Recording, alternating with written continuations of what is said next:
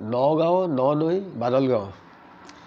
নমো কৃষ্ণ শংকৰ গুৰু হৰি ৰাম ৰাম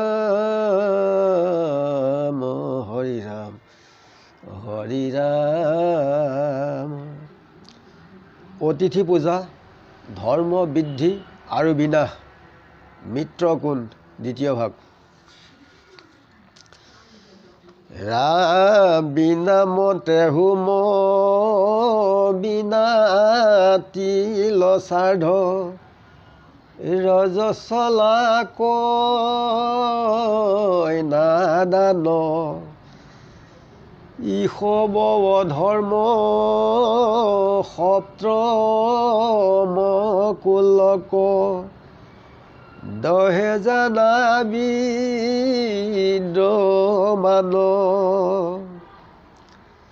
বিনামন্তে যি হোম শ্ৰাদ্ধ আৰু ৰজস্বলা কন্যাক দান দিয়ে, এই পাপেৰে এই অধৰ্মই আমাৰ পিতৃ পিতামহ উপৰি লোকসকলৰ সকলোকে পাপেৰে দাহন কৰে। অবৈষ্ণৱ পুত্ৰ হৈ যাহাৰ বংশত স্বৰ্গহন্তে পিতৃক পেলায় নৰকত। শত্ৰু মিত্ৰ চুৰ চাণ্ডালয় ধম মহাপাপী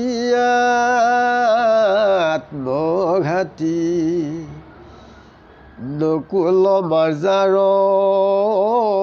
কুকুৰ শুকৰ আনু পশু পক্ষী জাতি ঈশব যদ্যপি গৃহস্থৰ ঘৰে হুৱাসী ভাগত বিষ্ণুদেৱ সম সবে পূজ গুৰু কহে মহামুনি যত।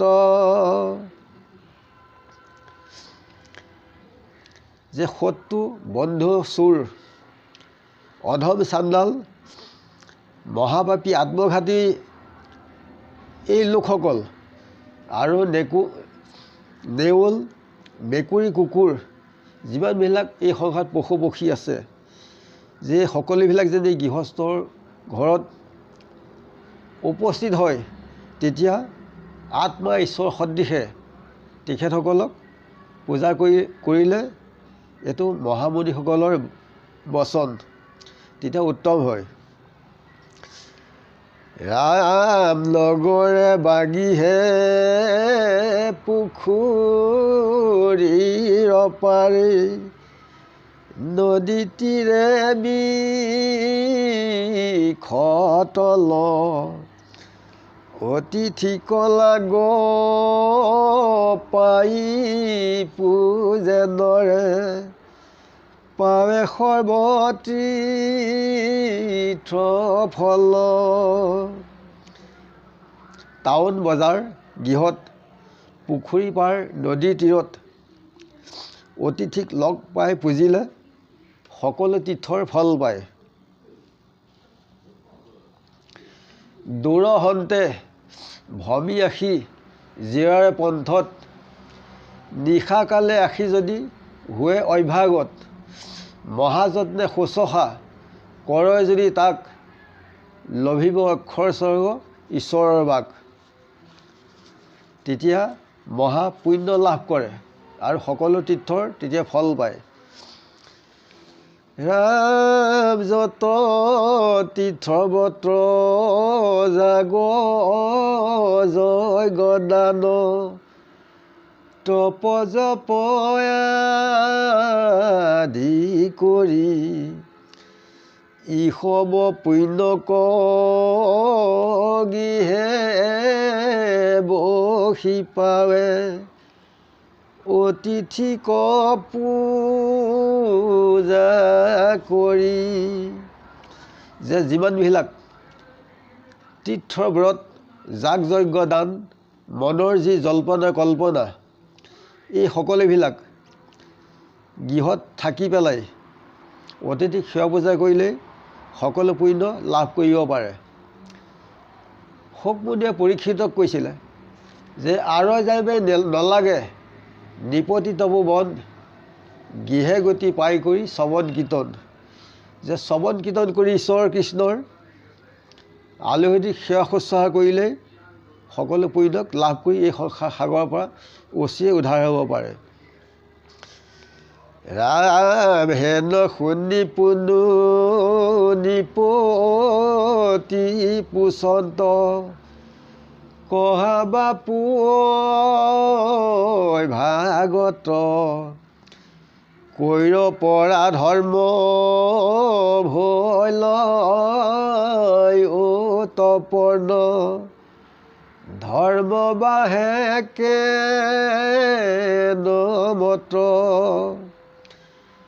কোন স্থানে ধৰ্ম থাকয় সদায়, কি হেতু হুৱে বিনাশ, চণ্ডালে বদতি শুনি নিপতি, ধৰ্মৰ কহু প্ৰকাশ। যুধিষ্ঠিৰে চাণ্ডালক সুধিছে যে ধৰ্ম ক'ৰ পৰা উৎপত্তি হয়, কি কৰ্ম কৰিলে ধৰ্ম বাঢ়ে, আৰু ধৰ্মটো সদায় ক'ত থাকে, আৰু কি কৰ্ম কৰিলে ধৰ্মটো নাইকিয়া হয়। তেতিয়া চাণ্ডালে যুধিষ্ঠিৰক কৈছে, অৰ্থাৎ আমাৰ মনুষ্যৰ লোকসকলকে কৈছে, সত্য হন্তে ধৰ্ম উপজয় পুনু, দয়াত বাহয়াতি, ক্ষমাতে সে ধৰ্ম সদায় থাকয়, ক্ৰোধত বিনাশ জাতি। সত্যত থাকিলে ধৰ্মটো সদায় থাকে, অৰ্থাৎ উপজে, মুখে সঁচা কথা ক'ব লাগিব। সমস্ত জগতৰ যিটো দেখৈ হৰি মই, তাৰ নাম সত্য সখী জানিবা নিশ্চয়। এই কথাখিনি কৃষ্ণই উদ্ধৱক কৈছিলে। বাহিৰে ভিতৰত আমি সত্যত থাকিব লাগিব, আৰু দয়া হ'লে ধৰ্মটো বাঢ়ি যায়। মূত চিত্ত দিয়া যিটো তেজি আছে মায়া, নিশ্চিন্তে প্ৰাণীৰ দোষ কৰৈভূতৰ দায়া। নিজৰ আত্মাসম সকলো প্ৰাণীক দয়া কৰিব লাগিব, তেতিয়া ধৰ্মটো বাঢ়ে। ক্ষমাগুণ থাকিলে ধৰ্মটো সদায় থাকে। মূত চিত্ত দিয়া যিটো জন্মহাশয়, হানি অপমান দুখ শোকক সহয়, তাৰ নাম ক্ষমা আবে জানিবা উদ্ধৱ, ক্ষমাৱন্ত পুৰুষৰ নাই পৰা ভৱ। যে ক্ষমাগুণ থাকিলে, এইটো হৈছে আমি বাহিৰত ক্ষমা দেখুৱালে নহ'ব, আমি ইন্দ্ৰিয়ৰ সংকোচ কৰি বাহিৰে ভিতৰে আমি ক্ষমাগুণ থাকিলেহে তেতিয়াহে আমাৰ ধৰ্মটো সদায় থাকিব জীয়াই। আৰু ক্ৰোধ হ'লে কি হয়, আমাৰ ধৰ্মটো নাইকিয়া হয়। সাধুৰ সংগক যাৰ নাহিকে প্ৰবন্ধ, যিটো পাতকীৰ নাই ভকতিৰ গন্ধ, ধন জন পুত্ৰ দ্বাৰা বুলি মোৰ ৰাতি, সেহিটো অধম অনিশ্বৰ আত্মঘাতী। যি আত্মঘাতী হ'লে ধৰ্মটো নাইকিয়া হয়। সেইকাৰণে বাহিৰে ভিতৰে আমি ইন্দ্ৰিয় সংকোচ কৰি ধৰ্ম আমি ৰক্ষা কৰিব লাগিব। ইয়াত ঠগ প্ৰবঞ্চক মিছা চলাহী ফাঁকি এইবিলাক থাকিব নালাগিব। নিপতি পুচন্ত গৃহত থাকন্তি, কোন মিত্ৰ পুৰুষৰ, পৰদেশে গৈলে হুৱে কোন মিত্ৰ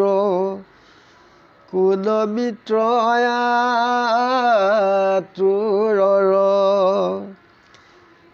জিকালত মৰি পৰলোকে যাই মিত্ৰ হুৱে কোন জনী চাৰিও প্ৰশ্নৰ সংশয়ছে দিয়া কহিও কৰে তিখনে। যুধিষ্ঠিৰে চাণ্ডালক সুধিছে যে গৃহত থাকোঁতেই পুৰুষৰ মিত্ৰ কোন আৰু পৰদেশলৈ গ'লে কোন মিত্ৰ হয়, আঁতৰত কোন বন্ধু, আৰু যি কালত মনুষ্যই দেহ প্ৰস্থান কৰে তেতিয়া তেওঁ মিত্ৰ কোন হয়, এই বুলি যুধিষ্ঠিৰে প্ৰশ্ন কৰিছে। চাণ্ডালে উত্তৰ কৈছে, অৰ্থাৎ আমাৰ লোকসকলে কৈছে, গৃহৰ বান্ধৱ পিতৃ মাতৃপুত্ৰগণ ভাৰ্যাৰ সমান মিত্ৰ নাহি একোজন। যে গৃহৰ বান্ধৱ পিতৃ মাতৃ আৰু পুত্ৰসকল যে নিজৰ ভাৰ্যাৰ সমান বন্ধু এই সংসাৰত কোনো নাই।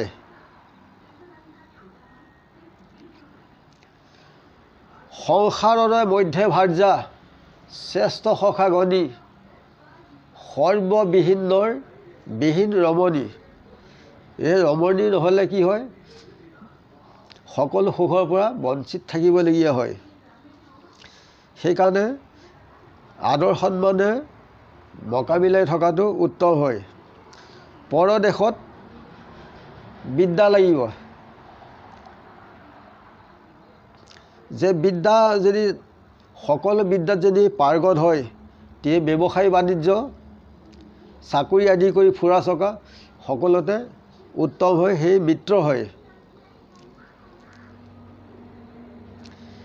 যি বিদ্যাই মাধৱত দৃঢ়মতি ৰহে তাক বিদ্যা বুলি মহাজনসমে কহে। এই বিদ্যাৰ জৰিয়তে তেখেতক আশ্ৰয় কৰি আগবাঢ়িলে সকলোতে উত্তম হয়। আপদকালৰ মিত্ৰ ধনেশে হয়। আপদকাল যেতিয়া আহে, যে এঘৰ মানুহত 5জন লোক, ৰাতিটোৰ ভিতৰতে এজনৰ ধৰ মাৰ লাগিল, আমাৰ যদি ধন থাকে সি আমাৰ বন্ধু হয়।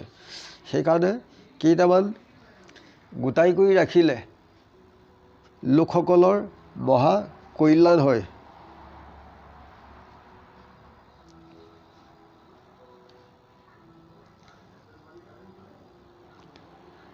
ব্ৰাহ্মণ ক্ষত্ৰিয় বৈশ্য শুদ্ধ যত জন ধনহীন হৈলে কেহু নাকৰে গণন। স্ত্ৰী পুত্ৰ আদি তাৰ কেহু না দৰে ধনহীন হৈলে কিছু কৰিবাৰ নাৰে। যে ধন নাইকিয়া হ'লে এই সংসাৰত একো কাম কৰিব নোৱাৰে, আৰু ধন থাকিলে সকলোৱে মাত দিব, ধন নাইকিয়া হ'লে গা কাণদি গ'লেও কোনেও নামাতে। সেইকাৰণে নিয়মিতভাৱে সঞ্চয় কৰিলে লোকসকলৰ বিপদ আপদত উপকাৰ মিত্ৰ হয়।